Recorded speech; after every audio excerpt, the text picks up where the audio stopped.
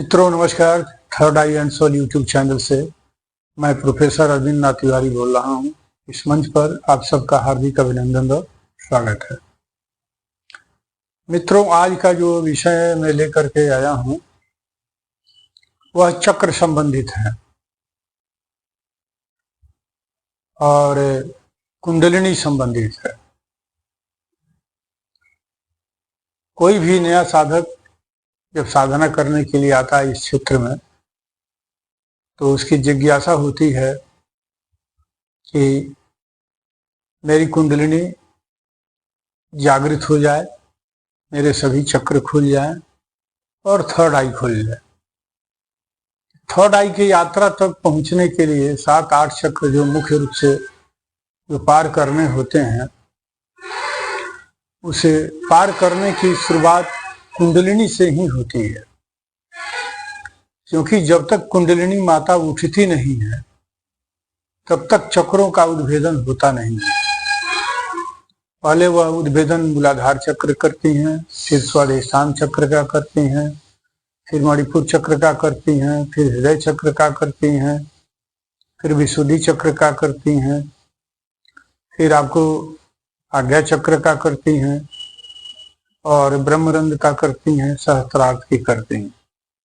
ऐसे 7-8 चक्र जो हैं, इन सारे चक्रों का उद्भेदन करने के बाद फिर वह थर्ड आई को पर पहुंचती हैं। भगवान शिव इस मंशा की पूरा करते हैं। कुंडलिनी अर्थात शक्ति, शिव और शक्ति का जैसे ही मिलन हो जाता है पूर्ण रूप से, आज्ञा चक्र के चारों लेयर साफ होते हैं और 5वां लेयर जैसे साफ होता है, हर व्यक्ति की थर्ड आई खुल जाती है। यहाँ तक मुझे लग रहा है कि आप भली भांति इस चीज को समझ रहे होंगे, नया साधक भी और पुराने साधक भी। मैं अपनी एक अनुभव आज लेकर के आया हूँ, जो मेरा अनुभव पहले रहा है। आज तक उस अनुभव को मैं खोला नहीं था, लेकिन मैं जरूरी अब समझ रहा हूँ कि इस अनुभव को भी लोगों के सामने प्रत्यक्ष किया जाए। जैसा कि पहले मैंने कहा, कई वीडियो में मैं बता चुका हूँ, अप्सरा और यक्षिणी के संबंध में, योगिनी के संबंध में मैं बता चुका हूँ। तो यह जान लीजिए कि थर्ड आई की यात्रा में, ठीक है कि थर्ड आई खोलने के लिए भगवान शिव का मंत्र, माता गायत्री का मंत्र, काली जी का मंत्र, हनुमान जी का मंत्र कारगर है। ये सभी चक्र, ये थर्ड आई खोलते हैं, चक्र उद्भेदन भी करते हैं, लेकिन समय लगता है इसमें। आज मैं एक ऐसा बात रखने जा रहा हूं, तथ्य रखने जा रहा हूं, जो स्वयं का अनुभव है और मुझे लगता है कि नए साधक के लिए तो जरूरी है ही।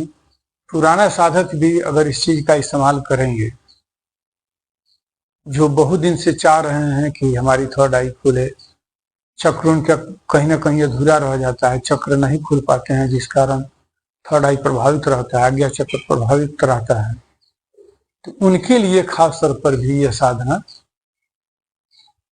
बढ़िया है। वो चाहेंगे अगर करें तो उनको लाभ मिल सकता है।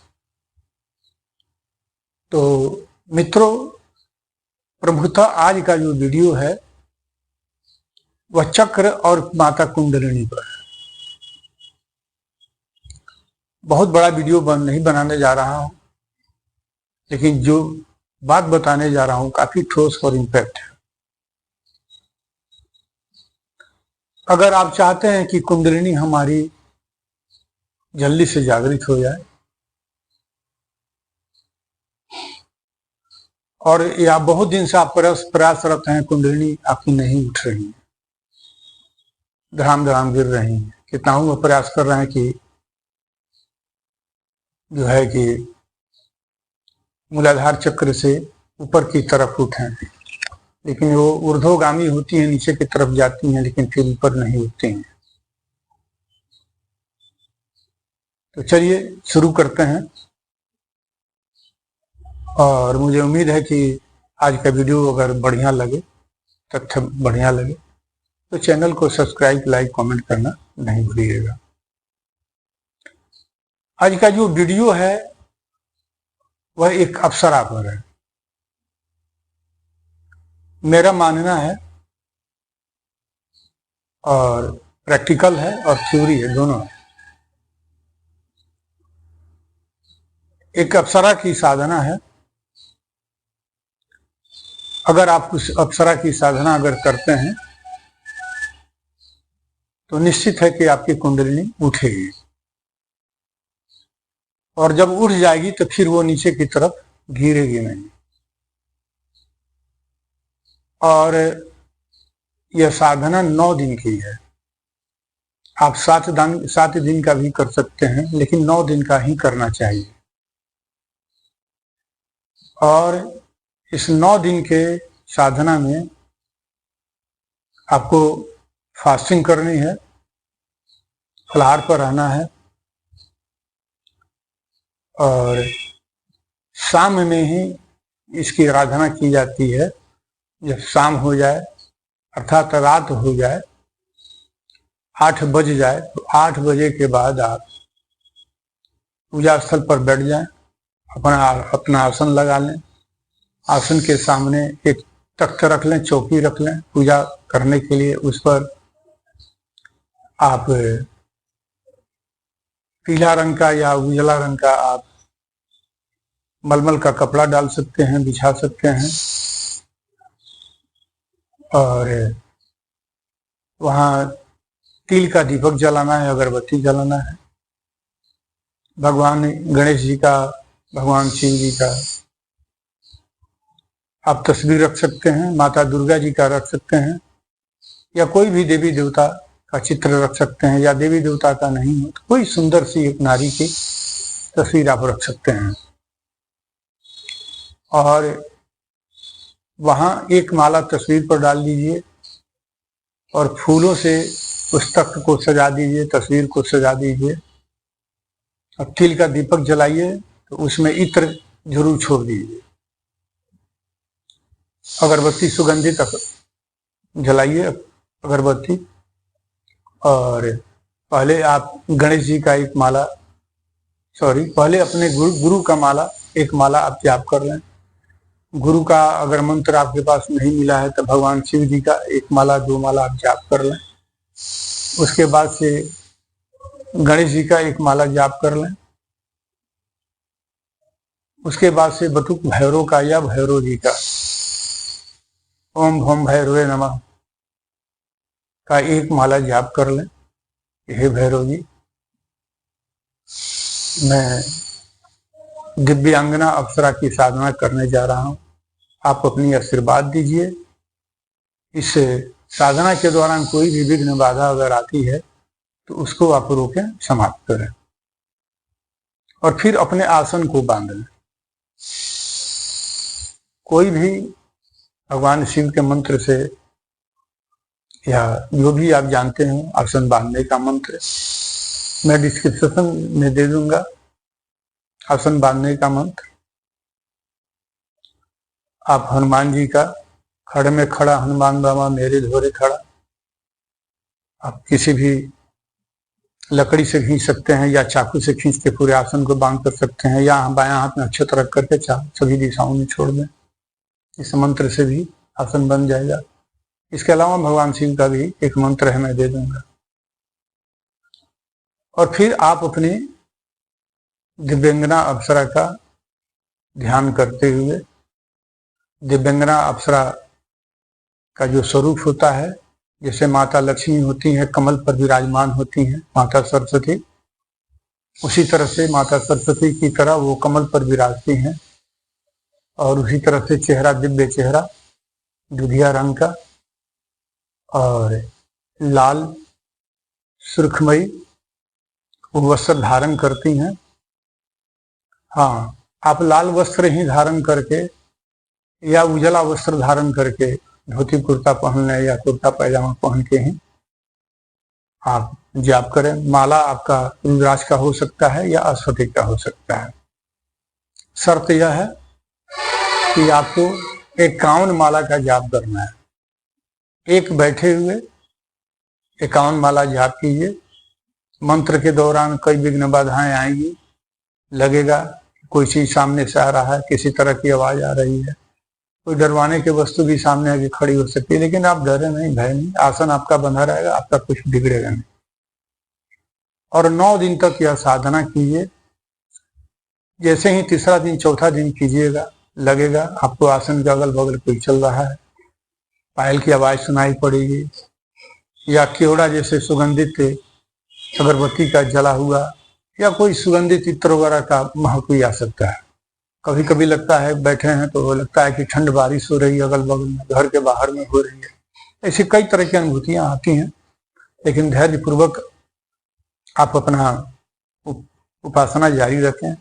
कान में कुछ आवाज भी आ सकती है, लगेगा कि आपके शरीर के पास में कोई बैठ गया, लगेगा कि आपके जांघे पर कोई चिकोटी काट दिया।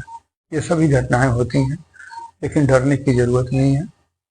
दिव्यांगना अप्सरा का आप जाप करें। जाप करने के पहले संकल्प कर लीजिएगा कि मैं ये 51 माला मैं मित्र के रूप में अप्सरा की साधना करना चाह रहा हूँ। हे अप्सरा मेरे सामने आइए, और संकल्प मंत्र लेकर के संकल्प कर लीजिए और फिर अपना जाप शुरू कर दीजिएगा। शर्त यह है कि एक बैठे ही 51 माला करना है। ये मंत्र बड़ा नहीं है, छोटा सा मंत्र है। ओम ह्रीम दिव्यांगना वस मनाए ह्रीम फट। एक बार और दोहरा दे रहा हूं, ओम ह्रीम दिव्यांगना वस मनाए ह्रीम फट।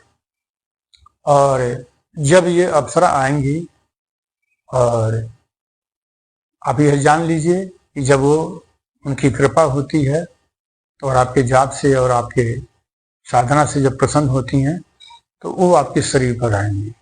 शरीर पर आने का लक्षण होगा, पांव के तरफ से लगेगा कि ऊर्जा प्रवेश कर गई, और शरीर में लगेगा कि पीठ पर कोई सांप वगैरह चल रहा है, कुछ कीड़ा वगैरह चढ़ गया, लेकिन आप डराए नहीं। और वो तेजी से बढ़े। कभी कभी पीठ में दर्द भी लगता है उन्हें, यहाँ गर्दन के पीछे सरसर सरसर करके वो ऊपर की तरफ जाएंगे ब्रह्म, क्योंकि वो शक्ति हैं, यह ध्यान रखिएगा। और वो दिव्यांगना जो प्रवेश करती हैं वो दूसरा कोई नहीं, वही माता कुंडलिनी होती है। वो कुंडलिनी के रूप में प्रवेश करती हैं और यहाँ ब्रह्म रंध्र तक आती हैं। उनको आने दीजिएगा। लगेगा कि आपकी जान चली गई, लेकिन डरिएगा नहीं, आपकी जान नहीं जाएगी। पूरे शरीर में वाइब्रेशन होगा, आपको झेलना है, बर्दाश्त कर लेना है। सोचिएगा कि मैं इसी के लिए बना हूँ, मौत आपकी नहीं है, यह निश्चित है, जान लीजिए।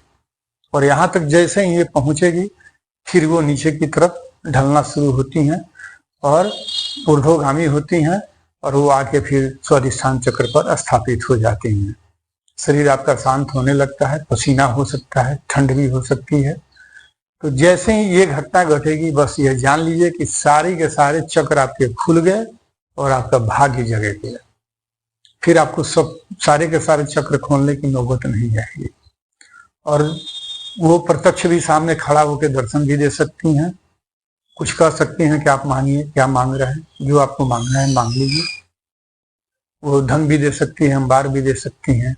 हाँ, लेकिन एक चीज कहूंगा कि धन संपत्ति नहीं मांगिएगा, आशीर्वाद मांगिएगा, सहयोग मांगिएगा जीवन भर के लिए, कि आप मेरे साथ रहिए, जीवन भर मेरा सहयोग कीजिए। और 3 वचन ले लीजिएगा। वो हाँ, वो नहीं चाहती है कि वचन फंसे। वचन देने के पहले आप 3 बार जरूर दे लीजिएगा कि, और उनको प्रत्यक्ष सामने आती हैं तो माला, एक माला जो रखे हुए हैं, एक माला तस्वीर पर, एक माला उनको पहना दीजिए। सुगंधित अगर कोई इत्र वगैरह रखे हैं तो उनको ऑफर कीजिए, दीजिए। और निश्चित ये जान लीजिए कि यह घटना अगर घट जाती है, दिव्यांगना अप्सरा की आशीर्वाद अगर आपको मिल जाती है, तो फिर आपका थर्ड आई की यात्रा बहुत ही सहज हो जाती है। फिर आप थर्ड आई के समझिए कि थर्ड आई के बहुत नजदीक आ जाते हैं, इसमें कहीं दुमत नहीं है। वीडियो लंबा हो गया है, 14 मिनट से अभव का हो गया है मित्रों। तो मैं चाहूँगा कि अगर ये वीडियो आपको अच्छा लगे, बढ़िया लगे, और मेरा चैलेंज ये जान लीजिए, दावा है कि यह अनुभव व्यर्थ नहीं जाएगा और यह साधना आपकी व्यर्थ नहीं जाएगी। बशर्ते आपको हिम्मत होनी चाहिए और खतरों का खिलाड़ी इसमें बनना पड़ता है, और निश्चित है कि आपको सफलता मिलेगी। और किसी भी साधक को कोई दिक्कत होती है इस घर में, उन्होंने